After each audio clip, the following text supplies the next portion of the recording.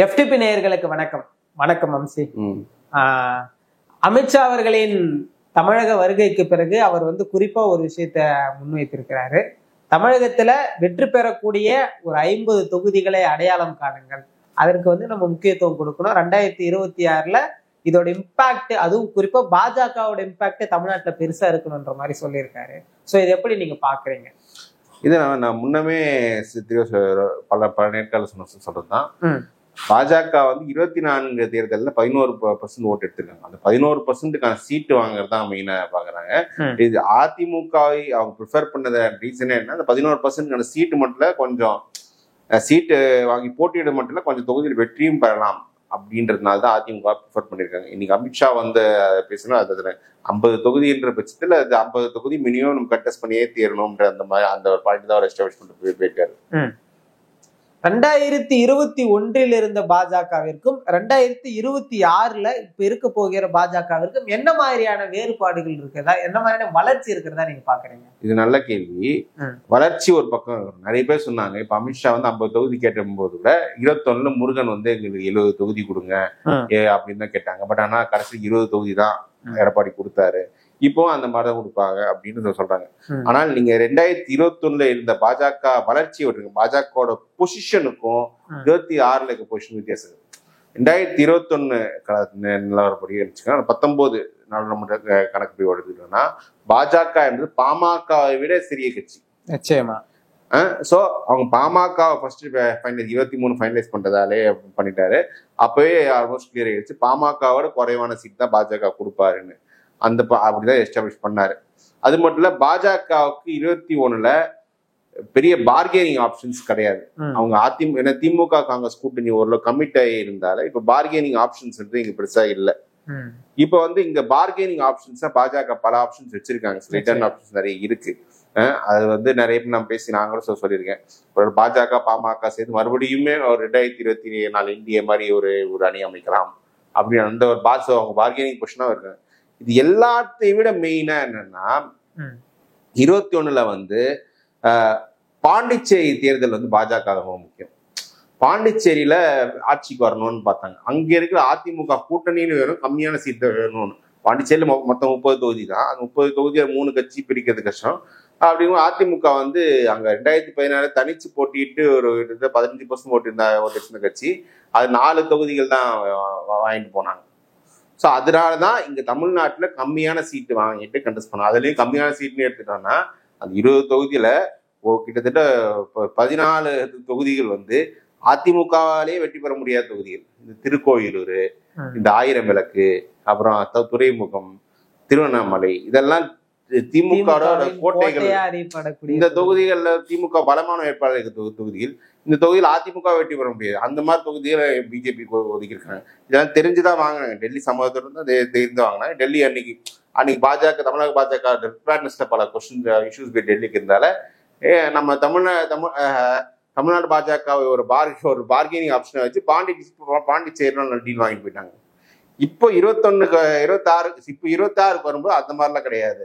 தமிழ்நாட்டுல என்ன கணக்கு, தமிழ்நாட்டுல 11% வச்சிருக்கோம். அந்த 11%க்கான ஓட்டு, அந்த 11%க்கான சீட்டு வாங்குறதுதான் ப்ரையாரிட்டி. அது இப்பவே ரெடி பண்ணிக்குவாங்க. நம்ம கடைசி நேரத்தில் நம்ம பலம் இல்லாத தொகுதியில் கேட்க முடியாது. அப்ப நம்ம அதிமுகவுக்கு இப்ப கொங்கு மண்டலத்துல பலம் இருக்கு. கொங்கு மண்டல கணிசமான சீட்டு, சென்னை ரீஜன்ல பாஜக அதிமுகவோட பலமா இருக்குன்னு அமித்ஷா நம்புறாரு.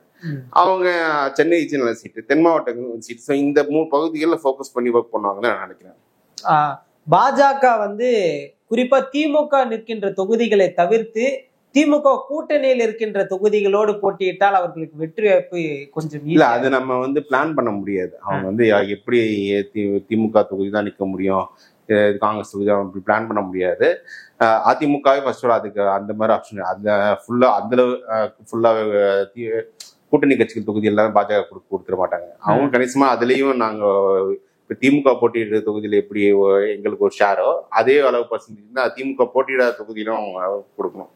ஸோ அப்படிதான் பார்ப்பாங்க. நான் என்ன பாக்குறேன்னு சொல்றேன்னா, அந்த ரீஜன் வைஸா இருக்கும். இப்போ அதிமுக இந்த 24 பாராளுமன்ற கணக்குப்படி பார்த்தீங்கன்னா தென் மாவட்டங்கள்ல அதிமுகவோட என்டிஏ ஓட்டு அதிகம். சென்னையில சென்னை ரீஜனுக்குள்ள அதிமுகவோட என்டிஏ ஓட்டு அதிகம். இங்க அதிகமா அவங்க சீட்ஸ் அதிமுக ஒதுக்கதான் ட்ரை பண்ணுவாங்க. பாஜக என்ன பாயிண்ட் ஆஃப் வியூனா இங்கேயே சீட்ஸ் ஒதுக்குங்க, ஆனா 2 பேரும் சேர்ந்து அதில் வெற்றி பெறக்கூடிய பொசிஷன்ல இருக்கிற கொங்கு மண்டலத்தில் எங்களுக்கு கூடுதலா சீட்ஸ் கொடுங்க. அதிமுக பாஜக போனாட்டி ஜெயிச்ச நாள்ல 2 வந்து கொங்கு மண்டலத்துல தொகுதிகள். நிச்சயமா. அப்ப கொங்கு மண்டலத்துல அவ்வளவு சீட் பண்ணும்போது பாஜக 2, அதிமுக அவ்வளவு சீட் ஜெயிக்கும் 2 தொகுதி தான் வரும். அந்த ஷேர் அதிகமா வேணும்னு அவங்க எதிர்பார்ப்பாங்க. ஆனா கொங்கு மண்டலம் எப்போதுமே அதிமுக தன் வசம் வச்சுக்க. அது அப்ப அவங்க என்ன சொல்லுவாங்க, நாங்க இல்லைன்னா உங்களை ஜெயிக்க முடியும், 24 நீங்க ஜெயிச்சிருக்கணும். கொங்கு மண்டலம் அதிமுக கோட்டைன்றதால 24 அதிமுக ஜெயிச்சிருக்கணும். அப்ப 24 பாஜக இல்லாத அதிமுக கொங்கு மண்டலத்திலே தோக்குது. ஸோ நீங்க எங்க நாங்க எல்லாம் உங்களை கொங்கு மண்டலம் ஃபைட் பண்ண முடியாது கிளைம் வச்சுட்டு அவங்க அங்க சீட்ஸ் வாங்குவாங்க. ஈஸியா ஜெயிக்கக்கூடிய தொகுதிகளை பாஜக ஒருவேளை தன்வசம் படுத்திக்கிட்டா அது அதிமுகவை தோல்வியில் தள்ளக்கூடிய ஒரு இடமா இல்ல. இது வந்து பிஜேபி பிரச்சனை. அதிமுக ஜெயிக்கிறாங்க. பிஜேபியோட 11% ஓட்டுக்காக அவர் கூட்டணி வேணும்னு வரும்போது அந்த 11% உரிய தொகுதிகள் அவர் கொடுத்தா தீரும். 2021 இதே எடப்பாடி எப்படி ட்ரீட் பண்ணாருன்னு பிஜேபி எல்லாருக்குமே தெரியும். எந்த மாதிரி தொகுதிகள் கொடுத்தாருன்னு. அந்த மாதிரி தொகுதியெல்லாம் நாங்க இப்போ வாங்க மாட்டோம். நாங்க ஜெயிக்கிறது 50 தொகுதியில விண்ணப்ப சீட்ஸ் ஐடென்டிஃபை பண்ணி அவங்க போனாதான் அதுல 20-25 ஜெயிக்க முடியும். அவங்க அப்படித்தான் அவங்க பிளான் பண்றாங்க. இதுக்கு முன்பாக நீங்க வந்து ஒரு விஷயத்த குறிப்பிட்டு சொன்னீங்க. 2021 திமுகவின் வெற்றியை நிரூபிக்கக்கூடிய தொகுதிகள்ல வந்து பாஜக வேட்பாளர் நிறுத்தப்பட்டாங்க. அந்த மாதிரி இந்த முறையும் வந்து அந்த மாதிரி அந்த மாதிரி வந்துடக்கூடாது. நீங்க திருவண்ணாமலை இந்த 1000 விளக்கு துறைமுகம் சீட்டு வந்து பாஜக மீண்டும் கேட்பாங்க. ஆனா திருவண்ணாமலை திருக்கோயிலூர் போன்ற தொகுதியில் எங்களுக்கு கொடுக்கறது வேஸ்ட். அதை கொடுத்து நாங்க வெற்றி பெறவும் முடியாது. சும்மா கணக்குன்னு ஒண்ணு நிக்கிறதுக்க முடியாது. அதனாலதான் அந்த எங்களுக்கு வின்னபிள், அது இந்த திமுக வெற்றி பெறக்கூடிய இந்த தொகுதியை விட்டுட்டு வின்னபிளான 50 சீட் நாங்க கொடுங்க. இது இல்ல, இது தவிர நீங்க 50 சீட்னா இது இப்ப ஜெயிக்க முடியாத 10 சீட் இது தவிர எக்ஸ்ட்ரா கொடுப்பாங்க, அது வேற. பட் வின்னபிள் சீட்ஸ் எங்களுக்கு இவ்வளவு வேணும்னு அவங்க ஐடென்டிஃபை பண்ணி அதை வாங்குற வேலையை பாக்குறாங்க. 2024 என்டிஏ அலைன்ஸ் வந்து பெருவாரியான வாக்குகள் பெற்றிருப்பாங்க இல்லையா? அதை வச்சு கம்பேர் பண்ணும்போது இந்தந்த இடங்கள் வந்து பாஜகவிற்கு வாய்ப்பு இருக்கிறதா நீங்க? அவங்க அப்படிதான் போறாங்க. சென்னை தென் மாவட்டங்கள்ல ஸ்ட்ராங்கா போவாங்க. கோயம்புத்தூர்ல கொஞ்சம் சீட்ஸ் வாங்க பார்ப்பாங்க. அப்புறம் நீலகிரியில கொஞ்சம் சீட் வாங்க பார்ப்பாங்க. எங்கெங்கெல்லாம் 2வது வந்தாங்களோ அங்க கொஞ்சம் நிறைய அந்த செக்மெண்ட்ஸ் வாங்க ட்ரை பண்ணுவாங்க. இதையெல்லாம் பார்க்கும்போது 2021க்கும் 2026க்கும் என்ன வித்தியாசம் இருக்கிறதா? வித்தியாசம்ன்றது இடையில் நடந்த 24 நாடாளுமன்ற தேர்தல் தான். அதுல வந்து பாஜக 21 பெற்ற அந்த 40% ஓட்டுல என்டிஏவோட ஓட்டு மட்டுமே 18%. நாங்க கொண்டு வந்து 18% அவங்க ஒரு ஆன் பேப்பர் கிளைம் வைக்கிறாங்க. இதை வந்து நம்பக்கூடிய ஒரு பொசிஷன்ல தான் எடப்பாடி இருக்கு. ஏன்னா அது மறுத்து தள்ளுற பொசிஷன்ல அவர் இல்லை. ஏன்னா அவருக்கும் வேற ஆப்ஷன்ஸ் இல்லை. ஆப்ஷன்ஸ் இல்லாத பாஜக கிட்ட வந்திருக்காரு. அப்படி இருக்கும்போது அங்க 40-18 வரும்போது எங்களுக்கு சீட்ஸ்லயும் அவளை ஒதுக்குங்க. அந்த பாயிண்ட் ஆஃப் வியூல இன்னும் சொல்ல போனா அவர் பாமகல வந்து ராமதாஸ் கம்பெனி பிரச்சனை வரும்போது அதிமுக வந்து நெகோசியேட் பண்ணணும்னு நினைக்கல. அதிமுக வந்து அவங்க ராஜ்யசபா பாமக பிளான் ராஜ்யசபா வந்து தேமுதிக கொடுத்துட்டு இந்த தேமுதிக வாக்குறுதி கொடுத்துட்டு அவர் தேமுதிக பயணம் பண்ணாங்க. ஆனால் குருமூர்த்தியை போய் ராமதாஸையோ அன்புமணி பார்த்துட்டு வந்துருமொழி என்ன ஷார்னா பாஜக வந்து பாமகவையும் சேர்த்துட்டு எங்க 2 பேருக்கான சீட்டு கொடுங்க. எங்க 2 பேருக்கு சேர்த்து மொத்தமா ஒரு சீட்டு கொடுங்க. 18% நாங்க அதை பிரிச்சுக்கிறோம், எங்களுக்குள்ள பிரிச்சுக்கிறோம். நாங்க மொத்தமா கொடுக்கணும், எங்களுக்குள்ள நாங்க பேசிக்கிறோம். எங்களுக்கு தனியா அவங்களுக்கு தனியா நீங்க டீல் பேசாதீங்க. பாமகவுக்கும் என்னன்னா நீங்க பாஜகவோட சேர்த்து நம்ம ஒரு பெரிய டீல் பேசினா ஒரு நல்ல தொகுதி வாங்கலாம், ஒரு நல்ல எண்ணிக்கை தொகுதி வாங்கலாம். வெறும் அதிமுக ஆப்ஷன் எல்லாம் போனா எடப்பாடி வந்து போன வாட்டி கொடுத்து 23 விட கம்மியாக கொடுக்க ட்ரை பண்ணாரு. நிச்சயமா 3வது கட்சியாகத்தான் பாமக பார்க்க. 3வதுல 4வதா கூட போலாம். இன்னொரு கூட்டணி கட்சி கொண்டு சேர்த்துட்டா. சோ அப்படி இருக்கும்போது இது வந்து இவங்க 2 பேருமே அதிகமா சீட்ஸ் வாங்கணும்ன்ற கம்பல்ஷன்ல இருக்காங்க.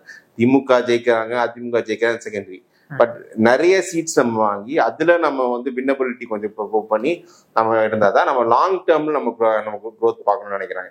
இதுல வந்து புரியாம சில அதிமுக ஆதரவாளர் பாஜக 25 சீட்டு வாங்கிட்டு போவாங்க அப்படின்னு சொல்லிட்டு இருக்காங்க. ஒரு சின்ன உதாரணம் சொல்லிடுறேன். 2009 தேமுதிக பார்லிமெண்ட் எலெக்ஷன்ல 10% ஓட்டு எடுத்தாங்க. 10% ஓட்டு எடுத்த தேமுதிகவுக்கு 2011 சட்டமன்ற தேர்தலில் 41 தொகுதிகளில் செல்வி ஜெயலலிதா ஒதுக்கிறாங்க. ஸோ 41 தொகுதிகள் பிளஸ் அந்த தொகுதிகள் வந்து வேறு சில ரிசோர்ஸஸ் எல்லாமே ஏடிஎம்கே சைட்லேருந்து தான் டிஎம்டிகே கொடுத்துருக்காங்க. டிஎம்டிகேக்கு ஒன்றும் பெருசாக ரிசோர்ஸஸ் அந்த கட்சி கிடையாது, விஜயகாந்த் தலைமையை மட்டும் நம்பி இருக்கு. ஆனால் இன்னைக்கு வந்து பாஜக வந்து அந்த 11% நீங்க எடுத்திருக்காங்க. ஸோ 10% எடுத்த தேமுதிக 41 என்பது 11% நீங்க எவ்வளவு ஓட்டு. இதை தவிர அதிமுக வந்து பாஜகவுக்கு எந்த ரிசோர்ஸ் கொடுக்க தேவையில்ல, அவங்களுக்கு எல்லாமே சர்ப்ளஸாவே ரிசோர்ஸ் இருக்கு. தாண்டி பாஜக தான் பல உதவிகளை அதிமுக செய்யக்கூடிய பொசிஷன் இருக்காங்க. சென்ட்ரல் கவர்மெண்ட்ல இருந்தாலும் ஏஜென்சிஸ் எல்லாம் அதிமுக உதவலாம். இந்த பொசிஷன்ல பாஜக இருப்பதால அவங்க வந்து டிமாண்டிங்கா தான் போவாங்க. இதை வந்து பாஜக 25 சீட்டு வாங்கிட்டு போவாங்க சில பேர் இன்னும் நினைச்சிட்டு இருந்தாங்கன்னா அவங்களுக்கு வந்து இந்த சீட்சியை நடக்கும்போது பெரிய ரூட் ஷாக்காக தான் இருக்கும். அதுக்கான ஒரு சிம்டம் தான் அமித்ஷாவும் சொல்லிட்டு போயிருக்காரு, நீங்க வந்து ஸ்ட்ராங்கா கேளுங்க. இதை தவிர நயினாருக்கு வந்து இன்னொரு பெரிய கம்பல்ஷன் இருக்கு. என்னன்னா இப்ப நயினார் அந்த இருந்தே இந்த அண்ணாமலை தம்பிகள் வந்து அண்ணாமலை வந்து எப்படி பண்ணிருப்பாரு, அண்ணாமலை வந்து எப்படி அண்ணாமலை ஒரு சூப்பரா கொண்டு வந்தாரு, அவர் நயினார் ஒண்ணுமே பண்ணல அப்படின்ற மாதிரி ஒரு சோசியல் மீடியால பேசிட்டு இருக்காங்க. ஸோ இப்ப இவர் நயினார் வந்து கம்மியா சீட் வாங்கிட்டு போயிட்டாங்கன்னா அந்த அண்ணாமலை ஆதரவாளர்களே பாஜகவுக்கு எதிராக பண்ணிடுவாங்க. நீங்க வந்து கட்சியை வந்து அதிமுக கிட்ட எதுவே பண்ண சாண்டிட்டாருன்னு இந்த அண்ணாமலை வந்து நிறைய சீட் வாங்கிருப்பாங்க. ஸோ அண்ணாமலை வந்து அது 11% ஓட்டு வந்திருக்கு. அது வந்து அண்ணாமலை ஆதரவாளர்கள் கிளைம் பண்ணா அண்ணாமலையால் தான் வந்திருக்குன்னு. பிஜேபி என்ன நினைக்கிறது, என்டிஏ வந்து மோடி தலைமைக்கு வந்து ஓட்டு யாருன்னால தான் வரணும். அப்போ நயினார் வந்து அந்த 11%க்கான சீட்டு வாங்கி எஸ்டாப்ளிஷ் பண்ணுவாங்க. அப்படி வாங்குறேன்னா அப்ப அண்ணாமலைக்கு வந்து ஓட்டு தான், அண்ணாமலை இது இல்லை அதனால அவங்க அந்த ஓட்டு வராதுன்ற எடப்பாடியே ஒரு சைலண்டா ஒரு எஸ்டாப்ளிஷ் பண்ண மாதிரி தான் இருக்கும். ஸோ அந்த ஸ்பேஸ் அவங்க கொடுக்க மாட்டாங்க, அவங்க ஹெவியா தான் பார்கெயின் பண்ணுவாங்க. அவங்க இன்னும் அந்த பார்கெயின் என்னென்ன இன்க்ரீஸ் பண்ணி என்னென்ன ஆப்ஷன் பண்ணுவோம் அதான் பண்ணிட்டு இருக்காங்க. நிச்சயமா பொறுத்திருந்து பார்ப்போம் பாஜகவின் அடுத்த கட்ட செயல்பாடு.